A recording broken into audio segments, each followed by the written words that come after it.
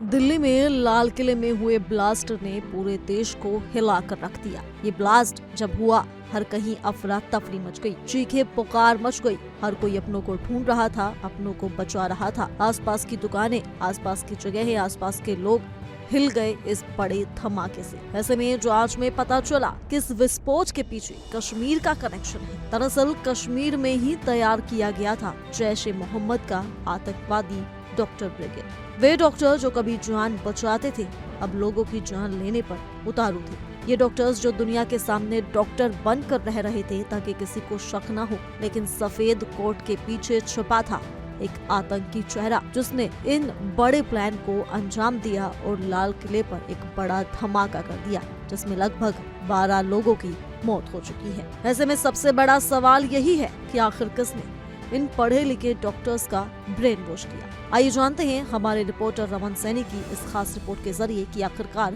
क्या है दिल्ली के लाल किले के ब्लास्ट का ये पूरा मामला। दिल्ली के लाल किले के पास हुआ विस्फोट अब एक बेहद संगठित और खतरनाक आतंकी साजिश की ओर इशारा कर रहा है।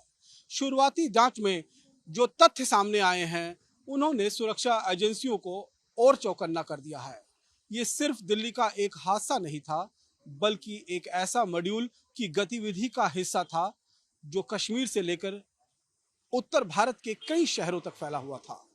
इस कहानी की शुरुआत 19 अक्टूबर 2025 से होती है, जब जम्मू कश्मीर के श्रीनगर के नौगांव पुलिस चौकी क्षेत्र में कुछ आपत्तिजनक पोस्टर पाए गए। इन्हीं पोस्टर के बाद स्थानीय पुलिस ने एक एफआईआर दर्ज की और यहीं से इस आतंकी नेटवर्क की कड़ियां खुलनी शुरू हुई। जांच के दौरान शोपियां जिले से मौलवी इरफान अहमद वागे और गांदरबल से जमीर अहमद को गिरफ्तार किया गया। ये कार्रवाई 20 से 27 अक्टूबर के बीच की गई। मौलवी इरफान शोपियां का रहने वाला है और श्रीनगर के नौगांव में एक मस्जिद का इमाम है और उसी के माध्यम से कई युवाओं को धार्मिक कट्टरता की ओर झुकाया जा रहा था। इस कार्रवाई के बाद जांच का दायरा जब बढ़ा, 5 नवंबर को डॉक्टर आदिल को सहारनपुर से गिरफ्तार किया गया। 2 दिन बाद 7 नवंबर को अनंतनाग के मेडिकल कॉलेज से एक AK-46 राइफल और गोला बारूद बरामद किया गया। अगले ही दिन 8 नवंबर को अल फला मेडिकल कॉलेज से और हथियार, पिस्तौल और बारूद जब्त किया गया। पूछताछ में ये खुलासा हुआ कि ये मॉड्यूल मेडिकल संस्थान में घुसपैठ कर चुका है और वहीं से लगातार काम कर रहा है। इन गिरफ्तारियों के आधार पर एजेंसियों ने एक और नाम सामने लाया। फरीदाबाद का अल फला मेडिकल कॉलेज से कार्यरत डॉक्टर मुजम्मिल।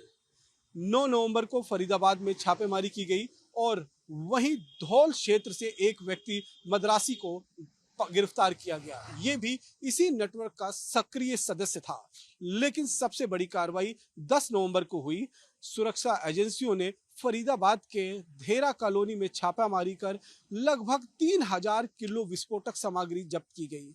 इसमें 2563 किलो तैयार विस्फोटक, 358 kilo raw material, detonator, timer और बम बनाने के उपकरण शामिल हुए थे।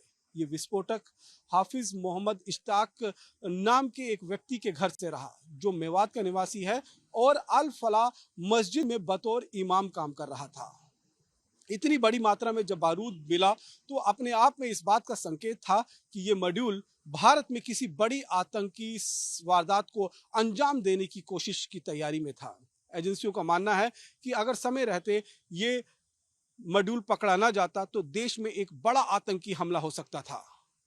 इस पूरी जांच के दौरान सामने आया श्रीनगर का तारिक अहमद मलिक। इस मॉड्यूल का सबसे अहम हिस्सा था।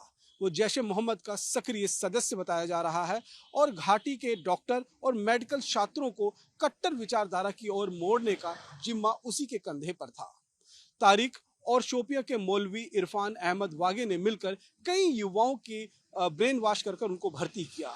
दूसरी ओर लखनऊ की महिला डॉक्टर शाहीन शाहिद, ये जमात उल मोमिनात संगठन की भारतीय प्रभारी बताई जा रही है, इस मॉड्यूल का मुख्य चेहरा थी। शाहीन का पाकिस्तान में सक्रिय सादिया अजहर यानी मसूद अजहर की बहन के साथ संपर्क था। वही शाहीन को भारत में महिला नेटवर्क को संभालने की जिम्मेदारी दे रही थी। शाहीन खुद इस मॉड्यूल से ऑनलाइन माध्यम से जुड़ी थी और कट्टर विचारधारा फैलाने का काम करती रही। फरीदाबाद से गिरफ्तार हुए डॉक्टर मुजम्मिल और डॉक्टर आदिल दोनों शाहीन और तारिक के साथ ऑनलाइन माध्यम से संपर्क में थे।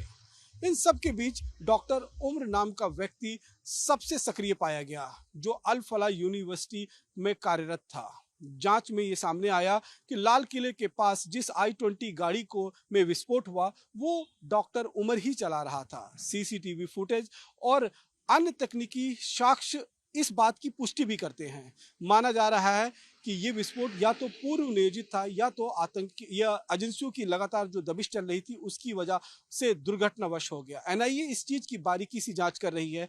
दिल्ली में हुए ब्लास्ट के बाद 11 नवंबर 2025 को इस मामले की जांच औपचारिक रूप से गृह मंत्रालय ने एनआईए को सौंप दी, ताकि इस नेटवर्क के फंडिंग, विदेशी कनेक्शन और ऑपरेशनल सपोर्ट और तमाम तरीके की जांच जो है वो की जा सके। फिलहाल ये साफ है कि लाल किले के पास हुआ विस्फोट किसी एक व्यक्ति की करतूत नहीं, बल्कि एक बड़े आतंकी मॉड्यूल का एक इशारा कर रही है, जिसकी शाखाएं कश्मीर, सहारनपुर, फरीदाबाद और लखनऊ तक फैली हुई हैं।